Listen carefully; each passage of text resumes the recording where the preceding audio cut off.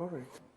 So we began Halacha Basar בחלב this past Tuesday, which is a very important part of Yore Deah, Chelek Aleph. These are Halachot that are very pertinent, as opposed to Halacha Taaruvot, which were quite complex and not as common. We don't run into them as often. Perhaps those who are in the Hashgacha business perhaps may encounter some issues. In the 21st century, we also have the benefit of not having to deal so much with a Hefsed Meruba question as much as in the past. Hefsed Meruba is a situation where sometimes something may be asur, and we just have to get rid of it. Whereas if a tremendous loss is involved, and the question is what is a tremendous loss, that's a separate question, the halacha may be a little bit different. So you will find in Yore Deah, whether you're learning Hilchot Shechita, Treifas, Melicha, Basar בחלב and Taaruvot, and even other halachas in Chelek Beis of Yore Deah, that Hefsed or Hefsed Meruba, Hefsed Ktsat, Letzorech Mitzvah, the halacha may be a little bit different. That's okay.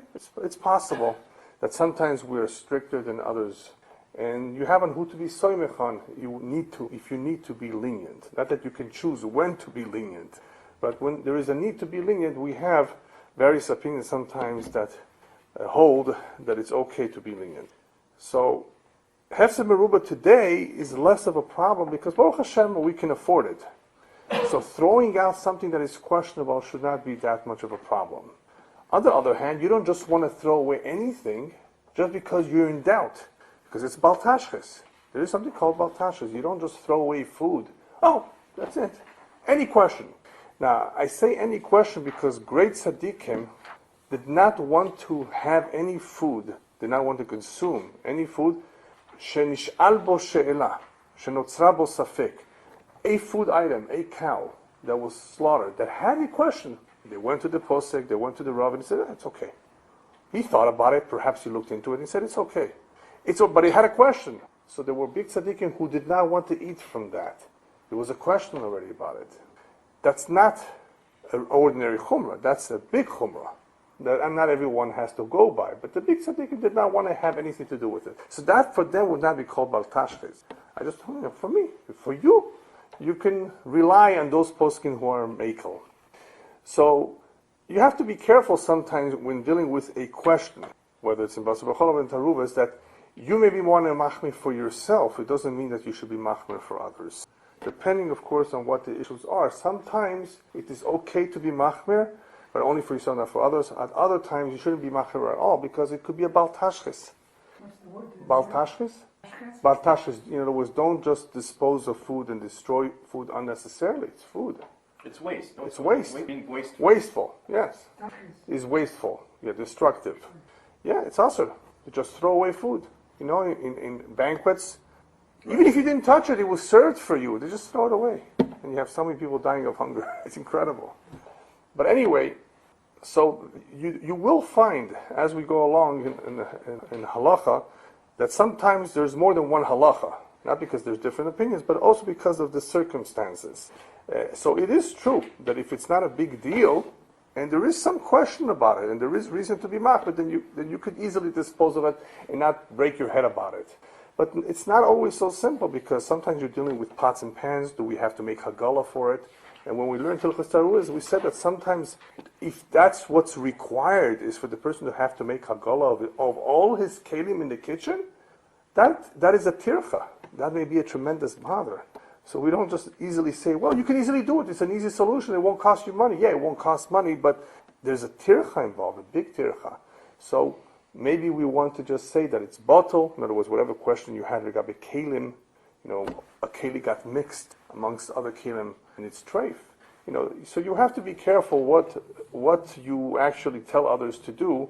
Even if the halacha says like that, there are situations where you can be lenient. At other times, of course, you can't be lenient. So Basar בחלב is a serious area in halacha, because for the most part, Basar בחלב is an isur d'oraisa. For the most part. There are, however, Basar בחלב that are only asur mid'Rabbanan. And any time we distinguish between the d'oraisa and the Rabbanan, obviously we're making a big, big difference. Something that is asur min Torah is much more chamor, more strict than something that's asur mid'Rabbanan. Obviously. But don't take an isur d'Rabbanan lightly either. Anything which is also midrabanan is pretty much also too. In other words, there's no way about it to just be lenient just because it's an midrabanan. But as we've learned in the past, whenever there is a suffix, if you have doubts about something, right, or if it's a hefsed meruba, then you can begin to add. Then you can begin to analyze the situation. Well, it's only the Rabbanan, it's a suffix, there are opinions that hold differently. It becomes a little bit different. But just by itself, an Isur Rabbanan does not make it that much less than an Isur D'Oraisa. It's Asur. Some people take it lightly. Oh, it's rabbis decreed. Yeah, it's a mitzvah for us in the Torah to listen to what the Chachamim have to say. So yes, of course, yeah. And people don't understand that that in some areas we're more machmir under the Rabbanan than the D'Oraisa. Because they're so easily delivered. Yeah, exactly. So anyway, in Basar B'chalav, even though Basar B'chalav is an Isur D'Oraisa, we will see situations where a Basar B'chalav can be a D'Rabbanan. And we began to explain that Basar B'chalav is unique. It's not an ordinary Isur. Why is it unique? Because the Torah tells us not to cook it. Instead of the usual don't eat it, the Torah employs a language of bishul. And it repeats this mitzvah, or this Isur, 3 times. Okay, repetition is acceptable. We've seen it in other mitzvahs that Moshe Rabbeinu repeats it for further emphasis, or for whatever reason, for additional drashas to be learned from them. But here the Chachamim are very clear that it says it 3 times, because one is the Isur Bishul, one is the Isur Achila, and one is the Isur Hana'ah. We have actually, in Basar B'chalav, you actually have 3 prohibitions, not 1. It's not just the eating something which is forbidden, it's also not cooking it and not benefiting from it. Yes? Are those D'Oraita? No, D'Oraita. So far we're on a D'Oraita. So that the Isur of Basar B'chalav is unique in that you have 3 Isurim. You cannot work for, Burger King or McDonald's and put a slice of cheese on that burger. Now we're going to talk about that today, because putting a slice of cheese on a burger is not really cooking. So we'll talk a little bit about that. But let's assume it is. It's called sli, roasting it. There's no liquid involved. You're not putting it in a pot of water. But let's assume it is, because some hold that it is. You cannot do that even if you don't eat it. Now, I don't think that's the greatest job, by the way. You don't want to be hired by a place that serves non-kosher food. The odors. Even if you don't eat from it. All kinds of problems. There's marit ayin, which we'll talk about today too, Mitzvah Hashem, or maybe next time. Marit ayin means people will see you there. That could pose a problem. But here, the problem is different. Even let's say you do get a job there. Maybe get a job cleaning dishes, perhaps. You may get away with it. And even then, it's not so simple. But to cook, you would not be able to cook the meat with the cheese together, even if you don't eat from it, because the Isser in Basar B'chalav involves also cooking it, even if you don't eat from it. And of course, there's the Isser of Hanoah. Now, Isser of Hanoah, we're somewhat familiar. You cannot benefit from it. Chometz, Sha'over Alav Pesach, right? There's an Isser Hanoah from it. And of course, on Pesach, you can't benefit from it. But even after Pesach, with the Rabbanan, you cannot even benefit from it. It's a penalty in the case of Chometz after Pesach. But you have over the Zohar you can't benefit from. You can't benefit from Orla, from Kilei Kerem, Basar B'chalav. These are unique Isurim that you cannot even have Hanoah from it. And Hanoah is important because if I can't eat it, can I give it to the dog? Well, if it would be treif because it wasn't slaughtered properly or because it has a defect in the lungs, feed it to the dogs. The Torah says clearly, Basar treifa lo tochelo lakelev tashlichun oto. Give it to the dog. You can, if you have a pet, right? That we know. By the way, some pets would only eat kosher. How do I know? The Gemara talks about the chamor, right, of Rabbi Pinchas ben Yore, was it? I think so. Right? Mm-hmm. That he did not want to eat from that which was not his. There was a cow of another Tana that did not work on Shabbos. So Right. the guy who bought it says, what kind of a cow do you sell me? He doesn't like to work on Shabbos. Right? Anyway, these are unique stories where even the animals were somehow sensitized to not eating the wrong things. But there's no problem with feeding your dog non-kosher food. On Pesach, you have to be careful not to feed your fish or your animals chometz because of the Isur Hanoah. Exactly, right? So you buy frozen shrimp. Yeah. Don't give it too much matzah because you may kill the fish. A little bit crumbled, yeah. You could do a little bit, but there are food items that are kosher to Pesach. But something which is asur be'ano means you can't give it to the dog, you can't sell it. So that's what we need to know if something is asur be'ano, because just in case it became treif, what do I do with it? In the case of somebody mixing by mistake, use a Melicha, a dairy spoon to mix the cholent. And that dairy spoon, for a fact, was used that morning for lasagna and for pizza, for everything. You do not only have a problem with the spoon, you have a problem with the cholent now. You have to make several determinations right now as to what to do, with what you have. You have a big problem. Right, so you have to determine is it bato b'shisha, right? But let's say it's not. Not only do you have to make a second cholent, what should you do with this food? Should you just throw it away? Yeah, you may have to throw it away, because you can't have... How do you dispose it is also a problem. Why? No, why is it a problem? How you dispose of it? You just throw it away. Yeah, you use the garbage. Yeah. There's nothing there. Use. Maybe we Right. So of course, obviously, there's a good chance. There's a chance. That's what we'll be learning here. That's part of Hilchot Basar. Right. That's part of Hilchot Basar b'chalav. But it's not so simple, because in a cholent pot you may be right, right?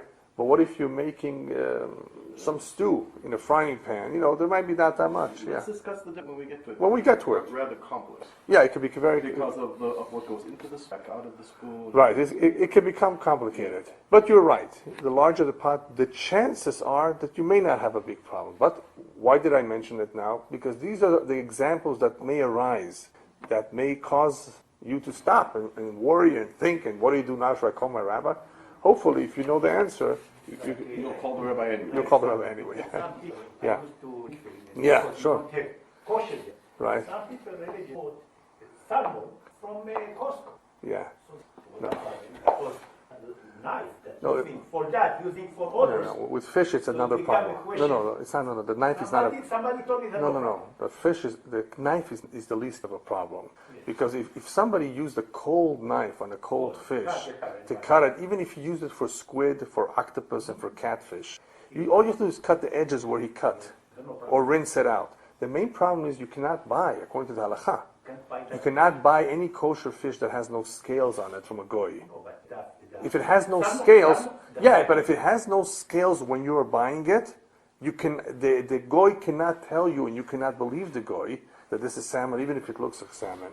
You have to actually see the Siman of kashrut on it. You have to have at least some scales on it. הוא לא נאמן.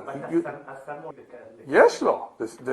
Sure, salmon is a kosher fish, but אבל אתה לא יכול לסמוך על הגוי, שאומר לך. אבל אתה יודע שסלמון יש לו דבר. כן, yeah.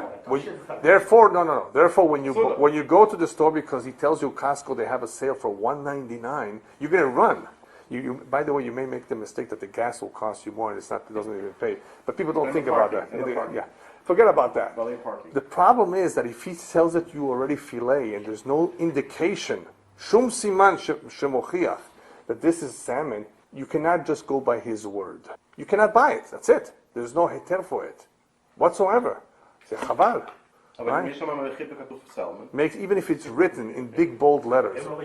לא משנה. אין להם, העדות שלהם לא מקובלת. לא, יש דגים, לא, יש הרבה דגים. כן, יש כל מיני דגים. אבל יש לנו הלכה גם. כן. לא מדברת על צבע. Yeah, anyway, that's the halacha. That's the halacha, so you have to, when you buy fish, how do I know? I tell you, I swear to you, b'chaya ima sheli, he tells you, right? No, you don't believe it. Anyway, that's the halacha. Going back to basar b'chalav. So basar b'chalav is a unique isur, in that bishul is included. You can't cook it. It's a sur behana. Now, the fact that the Torah uses the language bishul, lo tevashel gedi b'chalev imo, that's the source, 3 times. Don't cook the gedi, which is the kid, the calf, b'chalev imo in its mother's milk. It's also telling us that the isur ha'achila, the food, the eating it, is prohibited only if it has been cooked. We'll be learning, Mr. Hashem, next week, I think, that it's asur for us to eat a slice of cheese on a piece of meat together, one sandwich. That's not min Torah. Neither is it min Torah to eat one after another. I can have pizza min Torah after a steak. Midrabanan, it's asur to eat them together or to eat them one after another, so you wait 6 hours. Okay? So I learned this also from the wording of the pasuk. It says "Lo tevashel," which means that the isur ha'achila, which is the prohibition of eating, also stems from the very important point or detail called bishul. If they have been cooked together, not only was this individual who cooked them over and gets malkot for cooking it, also the individual who eats that which has been cooked together gets malkot. Whether you get malkot on hana, that's a machloket. We hold that you don't get malkot. I think most people hold that you don't get malkot for benefiting from it. But for cooking it and for eating it together, yes. But it has to be that you ate that which was cooked, not that you just ate cheese and meat together. That's a sumid rabbanan, not medoraita. And we also learned that as the Aruch HaShulchan explains, that the fact that it says bishul, the Torah chose bishul for an additional reason to tell us that it's also asur shelo kederech hana'ason. Right? Usually, something that is eaten shelo kederech hana'ason is not called achila.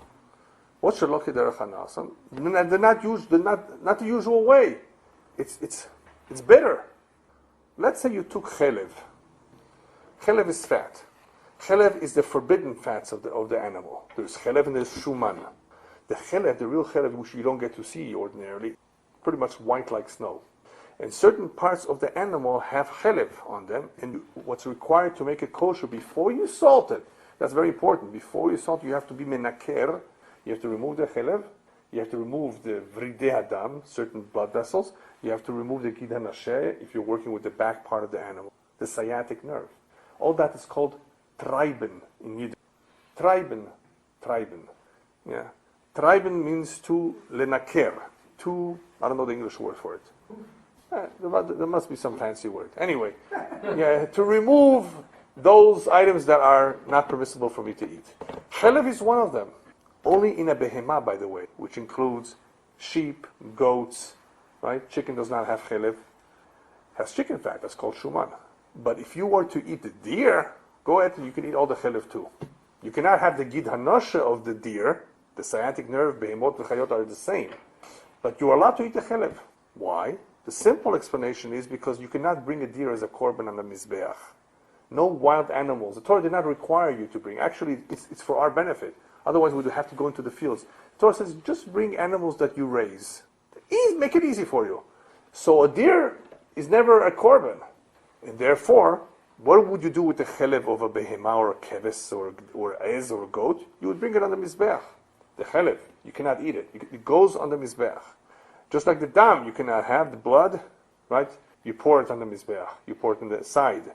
So chelev too, but chelev of chayat mutar, you can have chelev. So if you're somewhere in the woods and you're in the mood of having venison and you know how to barbecue, you have two advantages by getting a deer. Well, it may be hard to catch, right? And you don't want to shoot it because you make it taref, so you have to trap it. You have two advantages of eating deer. Number one, you don't have to worry about the chelev. You can eat the chelev. Number two, if you could barbecue it, then after you slaughtered it, and of course you removed the ganashe and all the blood vessels, you don't have to salt it. Salting the meat is important when you need to draw the blood out. Limloach. Melicha. You have to salt the meat with a real heavy salt in order to draw the blood out. Today, we don't do it. Your mother and grandmother used to do it in her kitchen. Right? So they have special kalim for that. So before you cook it, you have to draw the blood out. Before you salt it, you have to soak it to soften the meat so the blood can come out. For half an hour or so, all the blood comes out, the main blood. But if you're barbecuing the meat in the field, in the jungle, in the forest, as long as it's in the open and the blood is going to come down, it's perfectly okay. You don't need to salt it. You don't have salt. What are you going to do? You want to eat meat. So you can just barbecue it. That's what we do with liver. If you buy liver today that is not tzli, not roasted, you would have to do it in your kitchen, and there's a way to do it. You want to make sure you don't roast it and it sits in its own blood. The blood has to drain somewhere. So anyway, that would be the advantage of having venison barbecued. You won't require melicha if you're in the woods. Now, when we're talking about basar bechalav, that it's a sur shelo kederech hana'atan, we said, right? This is also very unique because what are we saying? We're getting back to chelev. That's how we get. Yeah. About We're going to get to that. the shuman, about the shuman of the haya. because the haya entered to the gzera. Yeah. It's not from Oh, your question is about gzera. what? Yeah. Yeah. Yeah. But the Shuman, I see that is Yeah. exception. Yeah. So you can, It's not very because right. it wasn't. It's not very not common. combined. Right, it's not very common, yeah. You're right, there's no issue for that. But getting back to what I was pointing out about the chelev. So you can't have chelev.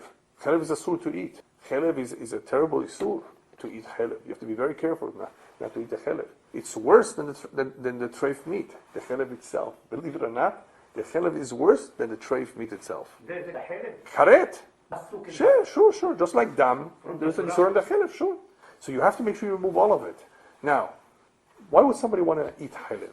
Well, you know about there is a dish that some Eastern Europeans have, and it's called galer.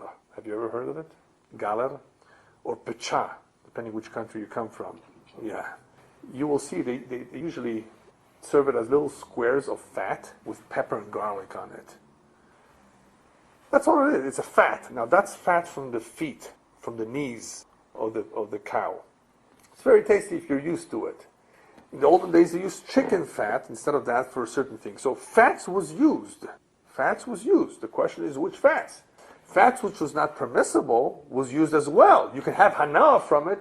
You slaughter the cow. What are you going to do with all the fats? You can make a lot of money from it. You can make candles. Candles you're not going to eat. There's no isur hana on the chelev. There's isur achila. But you can make anything you want from it. That as long as you don't eat it, the chelev. Make candles. They used to make candles from it. You just have to be careful that candle doesn't fall into your food. That's all. There were stories like that. Of the candle of chelev falling into your soup on Shabbat. Now what? It's chelev, it's a sur. So anyway, the only surah on the chelev. Now, why did I mention chelev?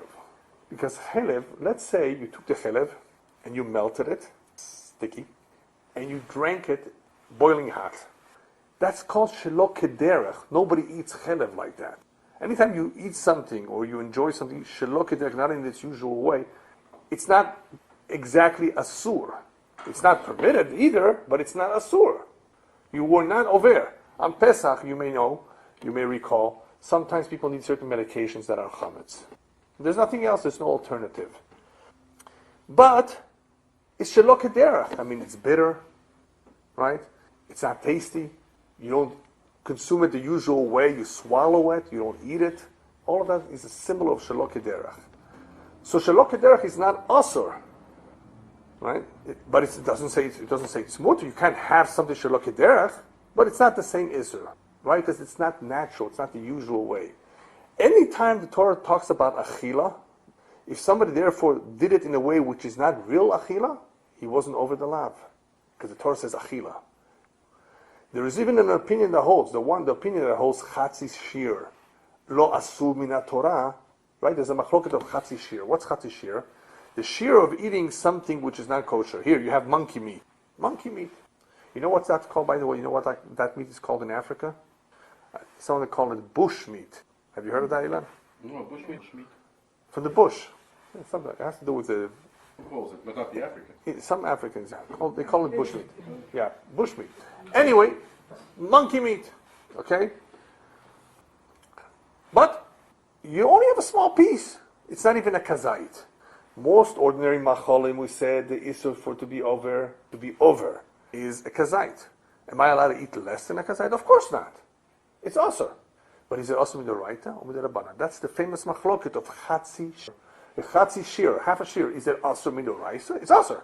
Can't have it. Sorry, no tasting. You know, you're going into certain places, coffee, wine. I want you to have a taste, see which one you like. They only give you a little bit. They're cheap, right? They don't want you to taste, they want you to buy, right? So saying chatzi shir, no, chatzi shir you can't have. On Pesach it's even worse. You can't even have a mashu, right? Chatzi shir is asur. The question is asur min Torah or asur min Rabbanan? Why should it not be asur min Torah? Why shouldn't it be? Why would one think it isn't? Yeah, why would one think it is not? Right? Masvara. The what? Masvara. Masvara shelo yeh asur. The one that says asur, the one that says asur, the one that says it's asur, the reason he says it's asur, Yochanan, right, is because chazilitz tarufe. Yeah, it's going to accumulate little by little. Eventually, you'll have an isur. That's all.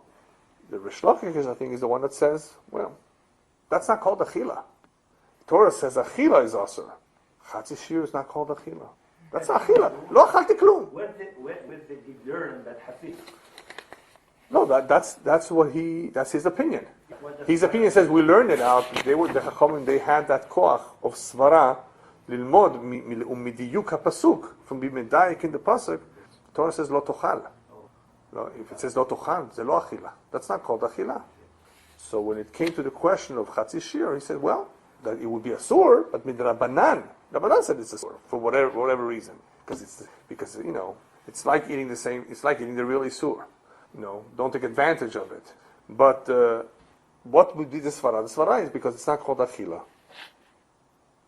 But we say we hold chatzi shir also midoraisa. Gemara in Yuma. We hold like Rabbi Yochanan. Chazel it's tarufei. In other words, that the Torah said chatzi shir is also. However, obviously, you would not be transgressing the issur if you only have a chatzi shir of the lav that you whatever it is. But it's still also for me to have. There's no malchus. There's no malchus. That's it exactly. There's no malchus.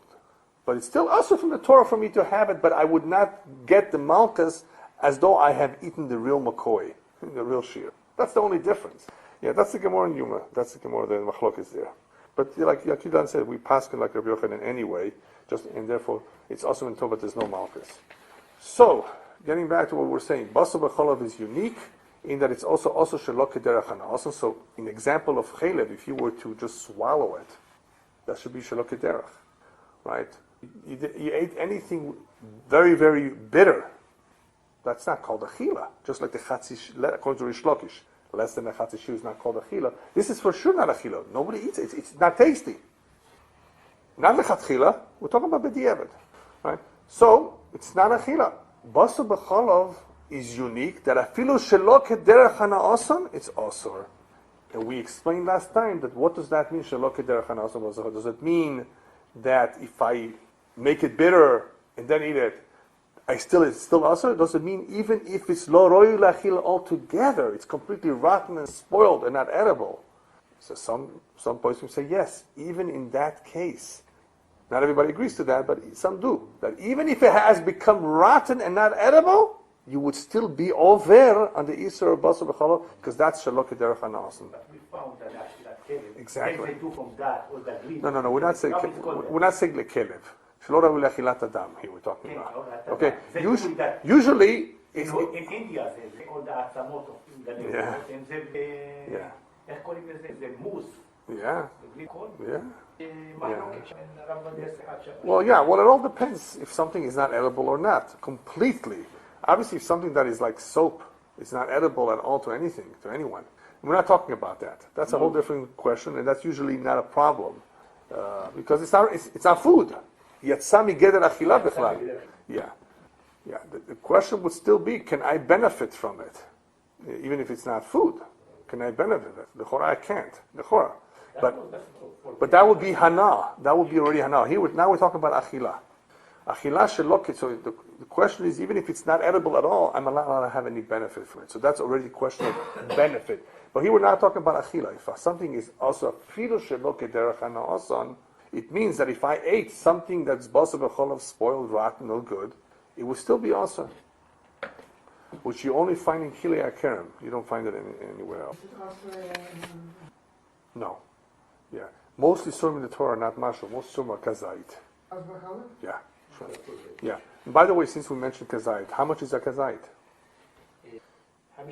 Without getting into the ounces or liters and all those shiurim, the simple machloket, we have a machloket. Not only that, is it in comparing it to other things that we know, kazait is, according to Mechaber, is like a chatzi betzah. So we have the Rambam. And the Rambam holds a third. He holds like the opinion that holds it's a third of an egg. What kind of an egg, by the way? Grade A, double A, triple A? Ostrich. So if you look, if the Mishnah Berurah brings down, where does he bring it down? Well, I have it here somewhere where he brings it down.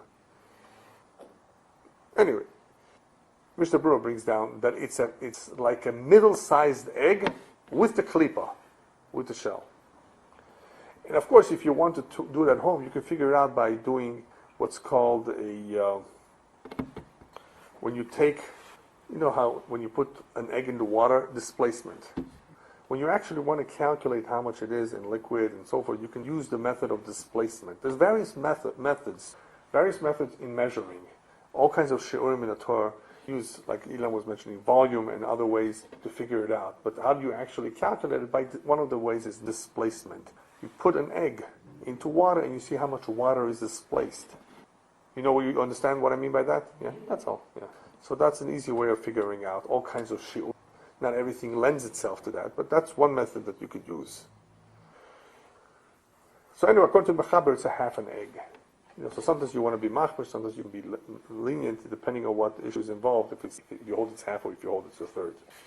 Okay, so where we left off is that Basar b'cholov is unique, but insofar as what the Torah limits it to, and that is only gedi, which means gedi of keves ez or of a para. In other words, those domesticated animals of cow, sheep, and goat. We're not talking about chaya here too. Just like chalev, we said the chalev of chaya is not awesome in the Torah. The same is true that a chaya, tehoira, right, would not have the isur of basar b'cholov. Right? So deer with milk, there's no isur in the Torah, but there is an isur midrabanan. We have to make it clear. It is also midrabanan, but it's not also in the Torah. How about chicken? Same thing. Pigeons? Same thing. Pheasant? Same thing, right? Any bird, any off, right, with milk is also midrabanan, not midoraisa. How about dagim v'chagavim? How about fish and chagavim? Have you ever had chagavim? Locust. Well, in some parts of Morocco and in some parts of Teman, they still knew how to identify the kosher locusts from the non-kosher ones. And they tell me that it's very easy to eat. You cut off the wings and the head, and it's like popcorn. You deep fry. So you went on a diet for deep frying a snack. Well, not really, because at least a lot of protein. From Rabbi Talbert, if one edition oneself, even else does, one doesn't partake from it. I wonder whether that one agrees with that. Yeah, that's true. Legabe certain things. Legabe certain things. That's if you don't have the tradition, you can't just allow yourself. But it's not always the case because, for example, there's a difference between tradition when it comes to the birds and tradition of animals. Real quickly. An animal is kosher if it has split hoofs and chews its cud. So if you go to Africa today, technically, and you identify an animal that you for sure know it chews its cud and has split hoofs, you can slaughter it, you can eat it. Slaughter it. You have to know how to chef, you have to know how to check foot to the foot, no problem whatsoever. As long as it has both simanim, even though you never saw this animal before. Now the Chazon Ish and the Chochmah Sodom point out that there is a shach. And this is a very unclear shach, but they point it out. And they say that it appears from the shach, it only appears, that the shach said if we don't have a masorah for an animal, you can't have it. But all the poskim can say that's not right. All the poskim say that it's not right, that's not what the shach meant. Okay? What the shach meant was something completely different. He could have meant that since you're not sure if this is a chay or behema, you have to be strict about the chaylev. And by the way, I was going to say that. And if it's a suffix, you have to be mechasedam. Chickens and wild animals, there's a mitzvah in addition, it's called kisuyadam, covering the blood. Okay, that's all, if anything, he could have said. But there's no source in Chazal that says that you need a masorah for an animal. The Chachamim tell us very clearly, as long as you know it's not a pig, as long as you know it's not a camel, as long as you know it's a kosher animal based on all the simanim that you have, you can have it. Now, obviously, if you see a strange-looking animal, you're going to think twice about it. You're going to really double-check. But if it's in the deer family, it's in the cow family, what's the big deal? Is that halacha? Exactly. That's basically the head now. So what's the halacha today? In Eretz Yisrael, a lot of people are places more makbid. I think even Rav Osner Shlita, based on the Chazon Ish. So the Chazon Ish was the poisek ador in Eretz Yisrael. So in Eretz Yisrael, he tells you, in the Shevet HaLevi, I think he says it, in Eretz Yisrael, they will not allow you to shecht zibu. The suk shel para, mihodu. But it's a cow, it looks like a cow. Horns and everything, all the simanim shari. No, the Chazon Ish said based on the shach, which is not exactly so, but a little bit. There's no masorah on it. Oh no, you can't have it. It walks like a duck, like they say. It walks like a duck. It behaves like a duck. It's a duck. No. Now, birds is a different story. With birds, we have a list. We have a list of birds which are kosher and non-kosher. Actually, we have the list of non-kosher birds in the Torah. A little bit over 20. Now, we have the simanim of the birds. Bal Peh. In the Torah Bal Peh, we have the simanim. What are the simanim of a kosher bird? Even though it has nothing to do with Basar בחלב, it's part of the same Torah. What are the simanim of a kosher bird? Remember? In the Torah Bal Peh? Okay. It has a toe. It has an additional toe. Facing backwards. Right? It has a crop, C-R-O-P, which is like a stomach, okay, where all the food enters. And it has a kurkavan sheniklaf. It has a gizzard that you can easily remove the membrane. Okay, great. Go check the bird. Let me see. Now, we have additional simanim.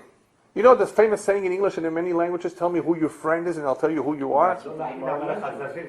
Bidyuk. Go see, if you have any doubt about a bird, go see who his friends are, who he hangs out with, and you'll know if it's straight. But that's Yeah, Gemara says that as an additional siman. You can't just rely on that.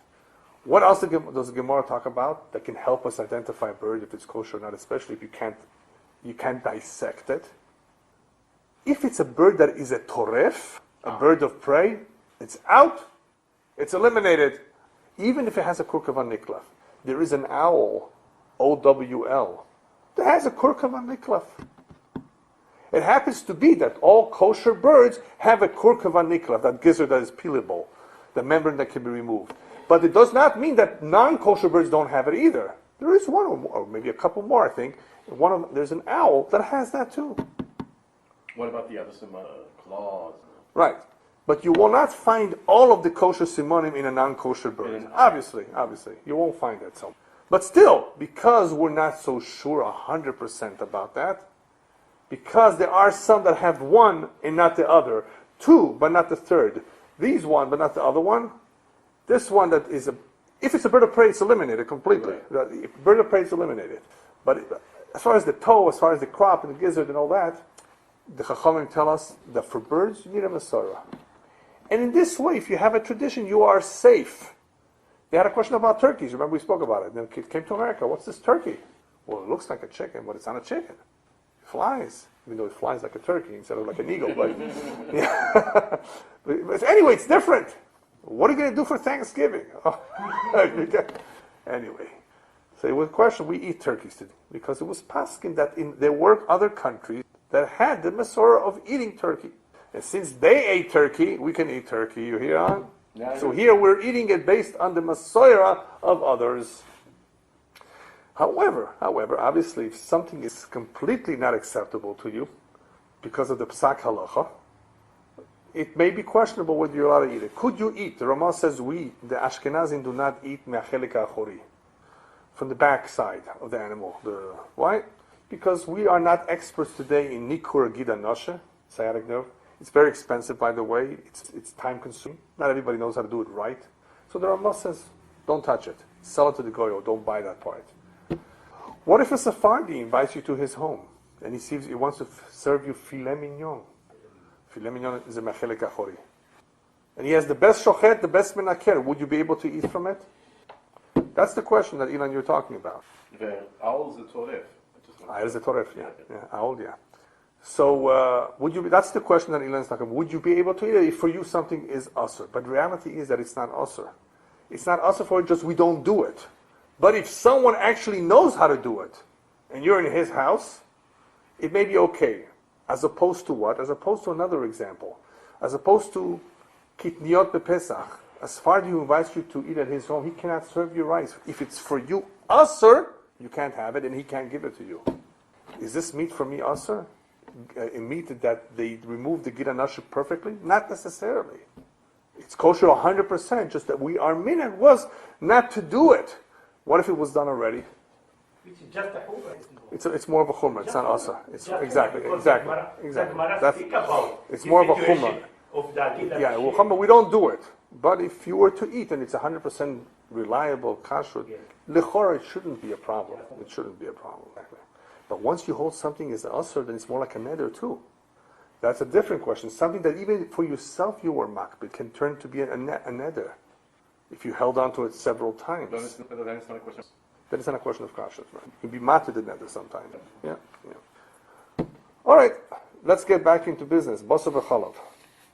So we were saying that let me read it from the inside. The gdi lav dafka, the hu adin shor, seif bet.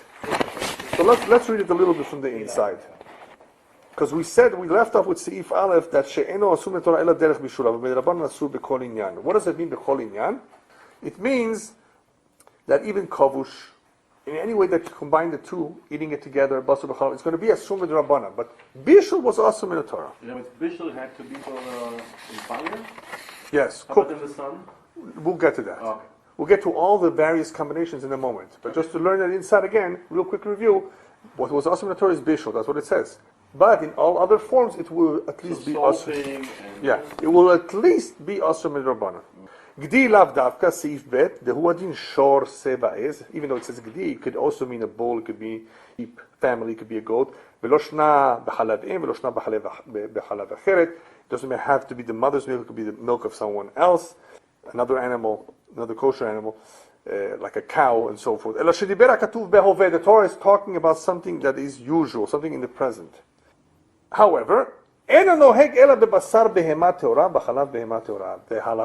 of basar b'chalav, the Isra only applies to a kosher animal, clean animal, in the milk of a clean animal. But if you were to have a basar tehora b'chalav tmei, if you were to have basar of a clean animal in unclean milk, and it was milk from a camel, that's chalav tmeya. Or basar tmeya, the meat of a camel in cow's milk b'chalav tehora, mutarin b'bishul, you can even cook it. Ubehano, you can benefit from it. Obviously, you can't eat it. But not because of basar b'chalav. Not because of basar b'chalav. Because of the isser of something there that is tameh. Either the milk or the meat. You can't have it because it's tameh, it's treif, it's nevela, whatever. I mean, worse than nevela. I mean, it's tameh. So it's mutar behano, mutar bebishu, but not mutar be'achila. Basar chaya ve'of, afilu b'chalav tehora, the flesh, the meat, of a chaya, ledir, or a chicken, even in chalav tehora, mutar bebishul behana, ve'af be'achila. No real problem in the Torah, and also elam midrabanan. So if you were to have deer meat with milk or chicken with milk, it's not also in the Torah, it's only also midrabanan. Getting back to what we mentioned earlier, aval dogim vechagovim, locust and fish, ein bohem isur afilu midrabanan, there's no isur, even midrabanan. So let's stop here for a moment and talk about fish. Because locust is not an issue. We got into locust. We got into the Mesorah a little bit. We don't eat locust today. There's no issue? Fine. But what about fish? Okay, am I allowed to have lox in cream cheese? Well, you say, what's the question? We have it all the time. They serve it at bris. Yeah, well, that's what we'll talk about for 2, 3, 4 minutes. This whole big trararam that you may have heard, Sfardim and Ashkenazim. Are you allowed to have milk and fish or not? Where does this all come from? The Mechaber says, Ein b'hem isur afilu midrabanan, in Mechaber, no problem having fish and milk. You look all over here, no problem. Ashkenazim have it all the time. You look at the Bet Yosef, on this Siman, Pei Zayin, and he says in very few words, but we don't eat anyway fish and milk together, because of a similar reason that I pointed out in Orach Chaim. In Orach Chaim over there, let me see if I remember if I wrote down here the Siman.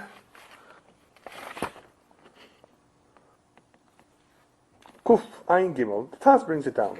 Well, what's that? I'll explain. Yazbir Takol. Kuf Ayin Gimel. Well, if you look up Kuf Ayin Gimel, you will see over there he's talking about fish and meat. In Hilchas Seudah, it says, don't have fish and meat together. He says it differently over there. Over there he's talking about Maim Tzaim. He's talking about, we have Maim Rishonim, B'tilas Yadayim, we have Maim Achronim, after. Then there's something called Maim Tzaim. If you just ate fish, you want to make sure you have clean hands, especially if you're going to eat the meat. We have forks and spoons, so you don't really need Maim Tzaim, but you do want to cleanse your mouth in between fish and meat. And what do we do today? Well, many people have alcohol. like schnapps, whatever, in between their fish and meat on Shabbos.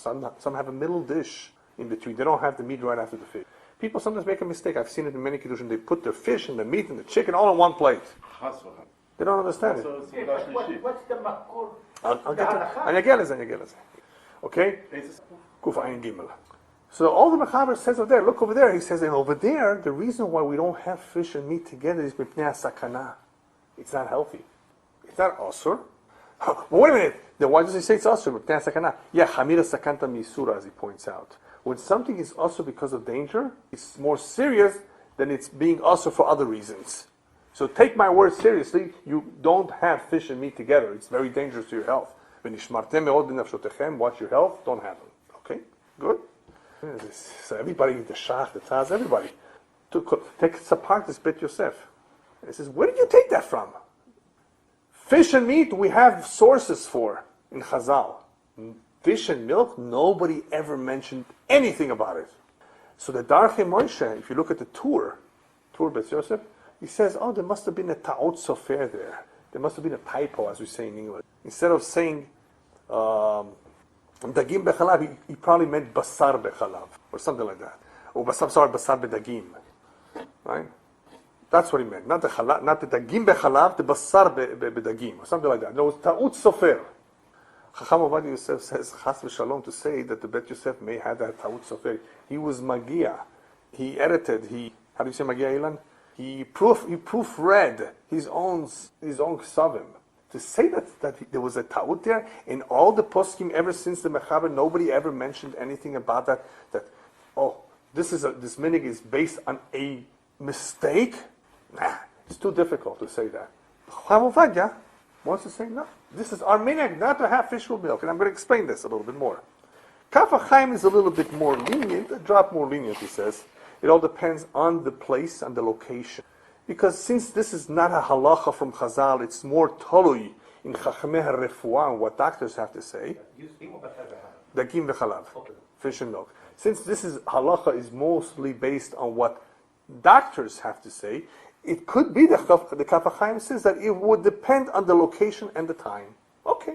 But he says if people have no real minig, if people have always been machmer, they need to continue to be machmer. That's what the Kaf HaChaim says. But he's a little bit more lenient that he says it's not necessarily a halacha, it's based on medicine, it's based on refuah. Okay. Now, lefi aniyutati, according to my humble opinion, I think the makor to the Sfardim custom has on what to rely on, and I'll tell you why. The Pischei Tshuva on this in Siman brings down this little sugya, this little machloket about this custom of dairy, and he says that it appears to be that some of the poskim have pointed out that the real concern was cooking milk with fish, not eating the two together. Cooking fish in milk presented a possible allergic reaction, an upset stomach, etc., etc. It would produce that. It would have that consequence. One second, yeah, I'm going to get to that. But not eating the two together.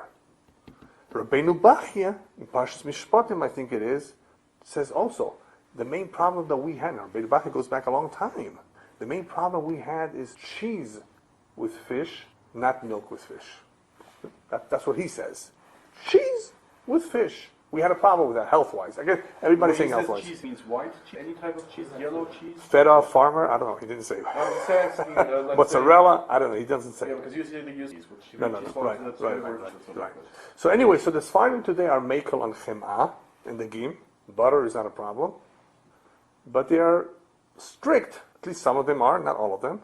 They are strict when it comes to cooking or eating the two. Now, so based on my little research, just little research, there's not too much research on it, because you asked if there's research being done. Not too much research has been done, but I have found that this concern of milk and fish is not something only Jewish. India and in Pakistan, they've raised this. Today we have the internet, so it's all there. You can actually see their concerns about eating the two together. It produces spots, perhaps, or is it only a myth? This guy says, well, we've had problems with mixing the two because in this position of the stomach, it causes, apparently, there's a chemical reaction of incompatibility of having the two together at the exact same time in the stomach. But just fish, not Talk about fish and milk. We're talking about fish and milk right now, not meat and not meat with not meat with fish. Yeah. So there has been this concern in other cultures too, because apparently some people have noticed that it either produces something on the skin or at least something in the stomach, and some people are more sensitive to than others. And apparently it has to do with a certain kind of combination. Not necessarily eating them together, but could be cooking them together. So again, going back to the Piskei Tshuva, apparently the real concern was that at certain times, in a certain way it's combined, it can lead to health issues. Of a nature not as serious as fish and meat, which is a sakana necessarily, but something that may cause a reaction. Indigestion. Yeah, reaction. And you know yourself what it means to eat certain foods that are not very good to the stomach. It can have terrible consequences, not just in diarrhea, but in pain. And, even though it may not be the end of the world, it's no good. And it could be that this combination, I'll tell you myself what happened to me recently. And I still doubt what it was. I had a lot of chili peppers one night. And I eat it all the time. Hot peppers. אבל מטוגנים בשמן, deep fried. They weren't hot because they were already fried. The next morning, which was only a few hours later because I ate late dinner that night, I had whole milk in my cereal. And lately I've not been eating whole milk. My wife usually buys 10% or 2%, whatever it's called, this fake stuff, the watery stuff, the diluted stuff. I wanted to have the real thing. Anyway, I had a lot of pain, a lot of problems, upset stomach within a couple of hours. And I said, wait a minute, what was it? Was it the milk? The milk is fresh. What could be wrong with milk? I have milk from all the time. Whole milk, big deal. Was it the chili peppers? Now, chili peppers, I have chili peppers too. How much did I eat already? Could it have been a combination of the two? That within a few hours, they two sat, that the hot pepper together with the whole milk? Who knows? Somebody told me that those peppers also are, because they're deep fried, so they have oil on them. Right. And it could be the milk was not the problem. It could be the combination was not the problem. It could have been just the hot peppers themselves, because you weren't just eating the pepper, you were eating, it was deep fried. I don't know for sure. It could be that it's not the combination. I don't know. Either way, certain things you have to be careful with because they appear innocent. There's nothing wrong with them. But it happened again. Well, I threw away all the peppers. No, so you don't have hot peppers? No, those peppers that were deep fried, I even smelled them. And I wasn't sure if they were fresh anymore. So I decided to dispose of them. That can be Exactly. pepperish. Exactly. It could be the oil, you mean, not the peppers. Yeah, sure. So anyway, you see that the stomach is very delicate. The stomach is delicate.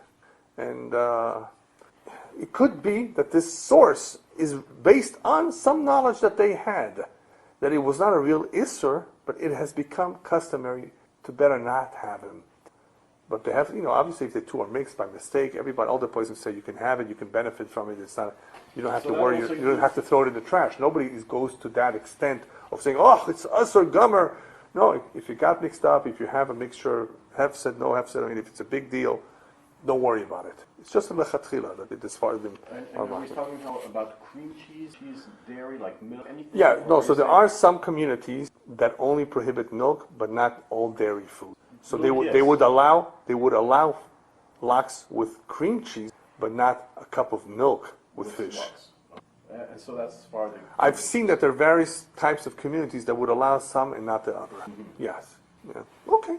Who do you use that would allow? Not right now, not by pay. Because today a lot of them just follow the current poskim. The current poskim are almost all united, almost.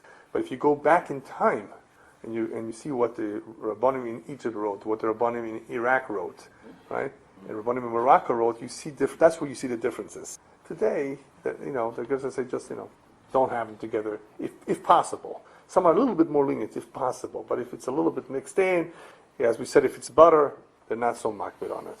So, based on the little bit of research that I've done, apparently the Beis Yosef may have been relying on what the Rabbeinu Bachya says, and others similar to Rabbeinu Bachya, that it's an inyan refu'i, it's something to do with medical, similar to fish and meat, similar, but maybe not as dangerous. And therefore, advisable not to eat two together, as opposed to usr. But today they took that advisable and made it somewhat, as a minhag has to be usr. That's all it is. Okay, maybe we should leave the rest for next time. What we're going to do next time is cover the shi'urim, which we could have done today too, but it's okay. The shi'urim of which we spoke briefly about. How much do we have to cook? How much is it? If it's cooked is aser? Chatzi zayit, zayit. That we spoke briefly about today. The machloket on that chatzi shir. And speak about the various forms of cooking, which we covered kavush a little bit about. That it's only the rabbanon kavush, meaning it was soaking, it was cooked. But there's all kinds of forms of heat. Briefly, we mentioned microwave last time. What about electricity? So electricity is a very fascinating area, and I'll tell you briefly why. Electricity is a machloket in Hilchot Shabbat as well. Is electricity the real melacha of mavir, of ish? So there are some that want to compare the halacha of Hilchot Shabbos to Hilchot Basar בחלב. If you say there it's the Rabbanan by Shabbat, Chashmal, does that mean that if you cook with electricity, it will be only the Rabbanan or not? Or is the Bishul of Basar בחלב a different concept altogether than the Bishul of Shabbat? The Bishul on Shabbat, after all, may be the production of heat. If it's the production of heat in the transformation, maybe if you produce the heat in another way, it's also asur. Or is Bishul on Shabbat not just the production of heat, but the actual preparation of the food to make it edible through heat? Whereas Basar בחלב, it may not just be the same as in Hilchot Shabbos to make something edible. It may just be the combination of the two in whatever form you're able to do it. You see why? So it's not necessarily the same. So in applying electricity, we're going to analyze this. We're going to have to say, is it the same halacha as it is in Shabbat? Because in Shabbat, most poskim hold today that using electricity would at least be an Isser D'Rabbanan. Well, that we know, at least. The bishul, regardless of... No, forget about bishul. Like turning on lights and all those other things. In general, electricity in general will be a D'Rabbanan and not a real... It's not a real ish. It's not deraisa. According to some, it's not a deraisa. We don't hold like that. No. But we rely on that when we allow the goy to turn on the lights for us in the shul. Not that you can always tell a goy to light, by the way.